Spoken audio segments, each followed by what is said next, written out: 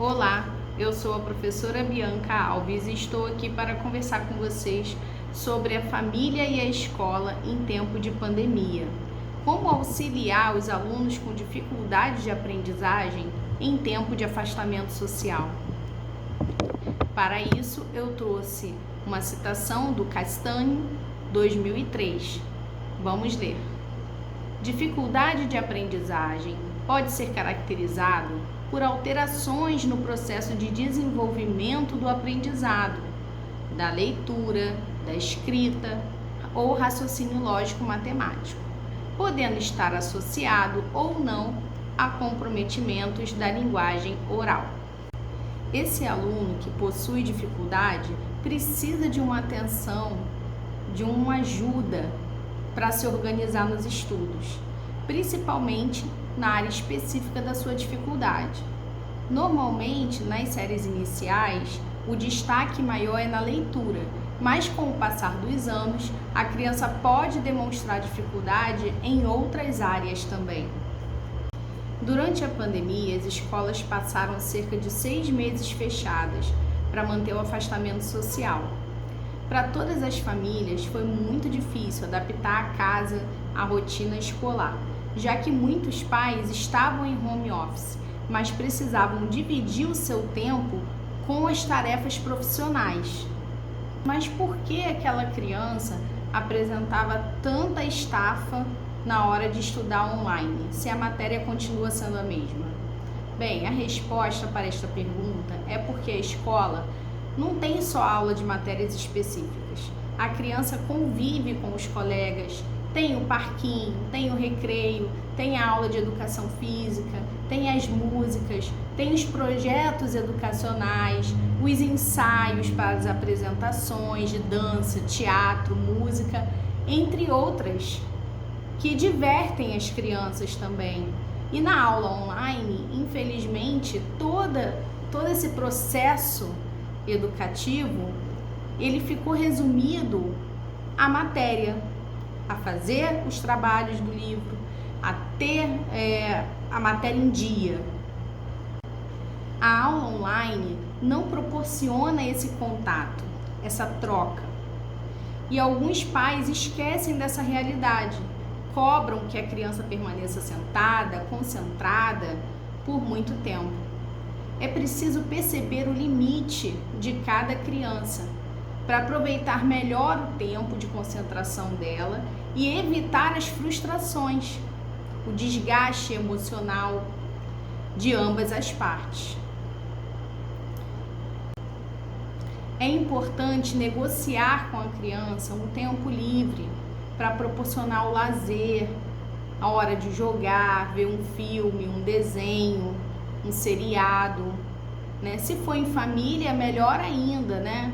Pode fazer uma pipoca e todo mundo se distrair. Mas o importante é combinar, é dividir as tarefas escolares com atividades lúdicas, de artesanato, por exemplo, pintura e outras habilidades que a criança já tenha, né, em si, né, desenvolvidas. É super comum a gente criticar quando uma criança fica muitas horas diante de um computador, de um celular, dos aparelhos eletrônicos. Mas será que passar várias horas diante do computador assistindo aula online também tá certo? Bem, eu diria que seria necessário encontrar um limite e que essa postura também poderia partir da escola, de repensar se é necessário fazer os alunos ficarem o tempo integral que ficariam na escola diante do computador. Ou se não seria melhor trazer aulas mais objetivas para que as crianças ficassem menos tempo diante da tela. Assim, nós estaríamos poupando essas crianças do estresse, né, emocional de ficar diante de uma tela de computador sentada na mesma posição, escrevendo, lendo, tentando participar da aula, porque nem todas conseguem atingir esse limite. E isso causa um estresse emocional. Pensando nessa dificuldade de lidar com o estudo e desenvolvimento educacional da criança em casa, eu trouxe para vocês algumas dicas de como proceder em situações de aula online com crianças que apresentam dificuldade de aprendizado, ok? A primeira dica que eu posso dar para vocês é planejamento de horário. Então, sempre explicar que tem o horário correto de estudar, combinar com a criança aquele horário.